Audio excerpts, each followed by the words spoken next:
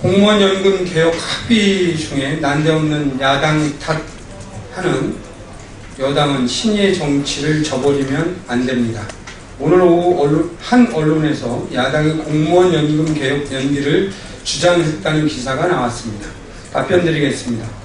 새정치민주연합은 공무원 연금 개혁의 연기를 주장한 바가 없습니다.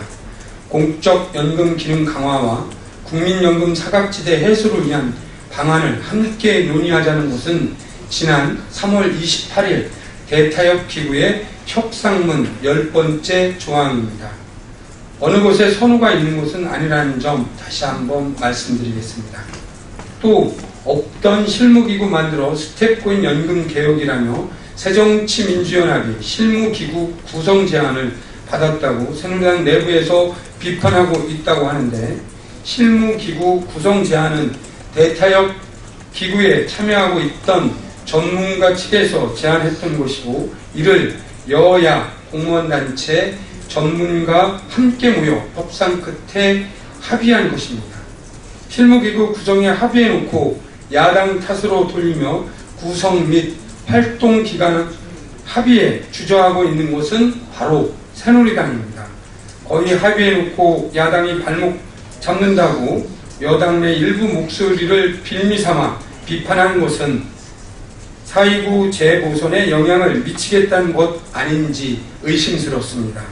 박근혜 대통령 또한 오늘 국무회의에서 공무원연금 개혁 국민 대타협 기구와 관련해 합의안을 도출하지 못한 것은 아쉽지만 연금 개혁의 원칙과 필요성, 재정 추계 보형, 고통 분담 원칙 등에 합의한 것은 다행이라고 평가했다고 합니다. 새누리당에게 촉구합니다. 신의의 정치를 저버리지 마십시오. 새누리당은 박근혜 대통령 또한 인정한 대타협 기구의 성과를 무시하며 공무원 연금 개혁을 선거에 이용하려 한다면 국민의 준엄한 심판을 받을 것입니다. 13월에 세금 폭탄으로 국민들의 분노케 했던 정부가 지난 2월 국회에 약속한 연말정산 결과보고를 아직도 제출하지 않고 있습니다. 3월 10일까지 연말정산 신고 기한이었고 지금까지 2,300억 원을 들여 연말정산 간소화 서비스 등을 통합한 차세대 국세행정 시스템이 도입되어 있습니다. 때문에 지난 2월 23일 국회 기획재정위원회 3월 중으로 연말정산 분석 결과를 보고하기로 했던 것입니다. 하지만 아무런 해명 없이 연말정산 결과를 차일피일 미루고 있고 정부 예측과 다른 세부담을 돌려주기로 한 약속을 5월로 미루기로 했다고 합니다. 역시나 세금 폭탄이었어라는 비판을 받지 않으려고 결과 발표를 재보궐선거 이후로 미루는 것은 아닌지, 되돌려주기로 한 차액 또한 5월 이후로 미루면서 약속을 지키지 않으려는 것 아닌지 국민들은 의심하고 있습니다. 연말정산 결과 관련 모든 업무를 선거일 이후로 시간표 짜고 있는 것이 확실한 것 같습니다.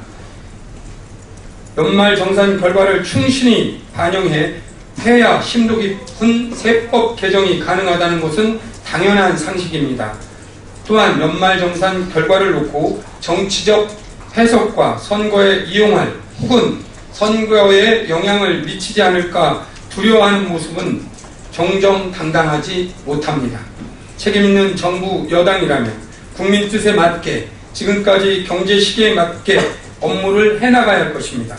새정치민주연합은 국민께 약속한 대로 4월 임시국회에서는 연말정산 폭탄을 피하기 위한 세법 개정을 비롯하여 소득주도 성장을 위한 세제개혁 방안을 마련하기 위해 최선의 노력을 다하겠다는 말씀 드리겠습니다. 수없이 많은 의혹들이 자원외교 국정조사에서 밝혀졌습니다. 수십조의 국민 혈세가 낭비됐고 그 책임은 아직도 아무도 지지 않고 있습니다. 때문에 자원외교 5인방이 왜 국정조사 청문회에 나와야 하는지 국민들은 그 뜻을 명확히 알고 있습니다.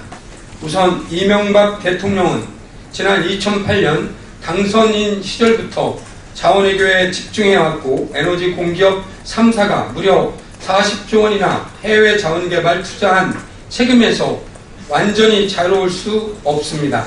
특히 사위 해외 자원개발 회사 투자 의혹, MB 집사라고 불리는 김백준 총무비서관 아들의 자문사 선정 문제 등에 전혀 관계가 없는지 청문회에 나와 직접 밝혀야 할 것입니다. 이상득 전 의원은 자타공인 자원외교 특사로 볼리비아를 5번이나 방문할 정도로 공을 들였지만 사실상 무산된 데다가 연루된 포스코 또한 검찰 수사 중입니다. 유전 개발 사업을 할 수 없었던 가스공사를 위해 직접 발의한 개정안에 대한 의혹도 풀어야 할 것입니다. 박영준 전 차관은 국무총리실 국무차장부터 지식경제부 제2차관까지 자원외교의 핵심적 역할을 수행했다고 평가받고 있습니다. MB정부에서 만든 에너지협력 외교 자원협의회를 주도했고 적극적인 해외 출장과 사조직인 아프리카 프렌들리십 코리안 네트워크까지 만들어 노력해왔다는데 그 결과에 대해서 청문회를 통해서 밝혀야 될 것입니다. 최경환 부총리는 당시 지식경제부 장관으로서 해외 자원개발 기본계획 수립에서부터 관여해왔고 특히 석유공사의 비극을 부른 석유공사 대형화를 진두지휘했으며 지금까지 밝혀진 대형 프로젝트의 실패 때마다 최경환 당시 지식경제부 장관의 이름이 거론되고 있습니다. 자신의 직간접 개입 의혹을 낱낱이 청문회를 통해서 밝혀야 될 것입니다. 청문회 증인을 거부할 이유가 전혀 없습니다. 윤상직 산업통상자원부 장관 또한 2008년 MB정부 초기 자원개발 정책관 시절 6번의 해외 출장에 동행했고 2010년 청와대 비서관 시절에는 해외 자원개발과 관련한 업무 보고를 해왔습니다. 더구나 MB정부 시절에 해외 자원개발 회수율이 참여정부 시절보다 높다고 주장하기 위해 통계 수치를 왜곡하는 과감성을 보였습니다. 그 책임에서 자유롭지 않기 때문에 청문회에 반드시 증인으로 출석해야 됩니다. 새누리당은 자원외교 5인방의 경호실장을 자처하지 마십시오.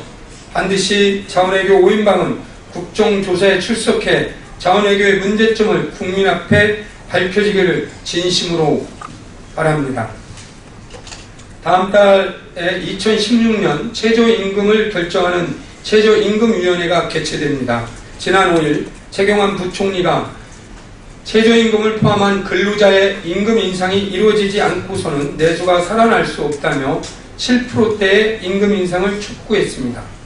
유승민 새누리당 원내대표 또한 야당에서 최저임금이나 생활임금을 주장해 온 것을 이번 기회에 합의를 도출하도록 노력하겠다라고 말씀한 적도 있습니다. 올해 최저임금은 5,580원인데 얼마로 결정될지 국민 모두의 관심이 높습니다. 우리나라는 OECD 국가 중 저임금 노동자 비중이 가장 높고 특히 노동자 227만 명, 즉 노동자 8명 중 1명이 최저임금도 받지 못하고 있다고 합니다. 새정치민주연합은 생활임금제 도입 및 최저임금 현실화를 지속적으로 주장하여 왔습니다. 새정치민주연합이 발의한 최저임금법의 통과로 전체 노동자 평균 임금의 50%가 이루어진다면 2016년 최저임금은 8,200원입니다. 최저임금 인상은 내수경기 활성화, 경제성장의 기본 전제가 되고 있습니다. 최저임금위원회가 합리적인 판단과 논의를 통해 올해에는 최저임금의 현실적 인상이 이루어지기를 촉구합니다.